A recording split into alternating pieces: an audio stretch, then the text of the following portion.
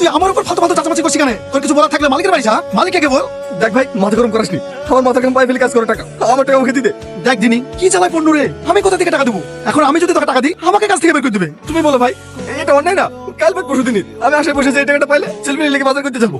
টাকাটা না বলে বিরাট সমস্যা হয়েছে ভাই, টাকাটা দিতে ভাই, অনুরোধ করছি তোমাদের কাছে। বলে আমরা বুঝতে পারছি তোর সাথে অন্যায় হয়েছে, কিন্তু ও কি করবে বল? ও তো কর্মচারী, ও টাকা দিলে তো ওর বেতন থেকে কাটবে।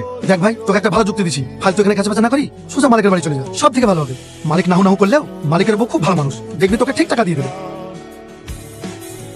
ছেলেটা এখনো বসে আছে। তো আমি কি করবো? তুমি এত নিষ্ঠুর কেন? ছেলেটা সেই দুপুর থেকে বসে আছে, ইফতারে একটা খেজুর পাইনি, শুধু পানিতে করলো। দোষ আছে যে? শুধু আর দোষ? তোমার ছেলে দোষ নাই? গরিব মানুষ কালকে বছরকার দিন বাজার করবে কি কিছু? ফালতু ফালতু ছেলেটাকে কাঁদেছি। যাও টাকাটা দিয়ে দাও গা। আমি দিতে পারবো না। থাক, তোমাকে দিতে হবে না, আমি গিয়ে আসি। বলে হ্যাঁ মালিক।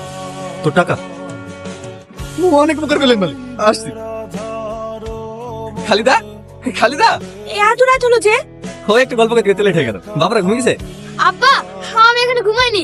ওরে আমার সোনা রে, এই দেখো তোমার জামা স্যুট পছন্দ হয়েছে? হ্যাঁ, খুব পছন্দ হয়েছে।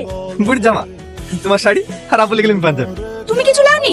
আমি আবার কি নেবো, আমার আছে তো। কোথায় যাচ্ছ? আসছি। পাঞ্জাবিটা দেখো তো কেমন লাগছে। এত ভালো পাঞ্জাবি কার? তোমার। তুমি এত টাকা কোথায় পাইলা? কেন, মাসে মাসে আমি লক্ষ্মীর ভান্ডার পাইনি? ওই টাকায় জমি রেখেছিলাম। আগে তো 1000 করে দিত, এখন 1500 টাকা করে দিছে।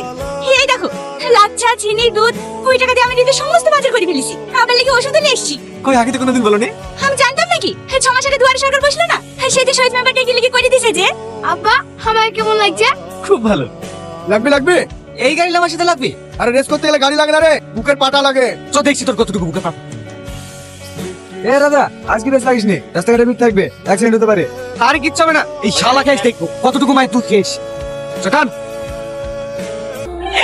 আমাদেরকে কেন এত শাস্তি দিতে পারলা? ডাক্তার বাবু, আমার ছেলে এখন কেমন আছে? পেশেন্টের অবস্থা খুবই ক্রিটিক্যাল। মাথা আঘাত লাগার কারণে মস্তিষ্কের ভিতরে রক্তনালী ফেটে গিয়ে ব্রেনে রক্ত জমতে শুরু করেছে। ইমিডিয়েটলি সার্জারি করাতে হবে, নাহলে পেশেন্টকে কোনোভাবেই বাঁচানো সম্ভব। আপনারা যত তাড়াতাড়ি সম্ভব কাউন্টারে গিয়ে 2,20,000 টাকা জমা করুন। সময় খুবই কম। 2 লাখ? ওগো, ওগো, তুমি জায়গা থেকে ভালো টাকা দিয়ে দাও। আমার ছেলেকে বাঁচাও, আমার ছেলেকে বাঁচাও। বাড়ি বিক্রি করে দাও, আমরা কাজটা লেগে বাদ করবো। আমার ছেলের কিছু হয়ে গেলে আমি বাঁচবো না। কাজ চুকে রে, আমার কিচ্ছু হয়নি। ডাক্তার বলেছে তুমি খুব তাড়াতাড়ি সুস্থ হয়ে যাবা।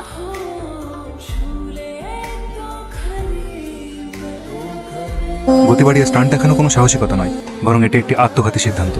মনে রাখবেন, আপনার সামান্য গতির নেশা একটি হাসিখুশি পরিবারকে ধ্বংস করে দিতে পারে, আর আপনার জীবনও কেড়ে নিতে পারে।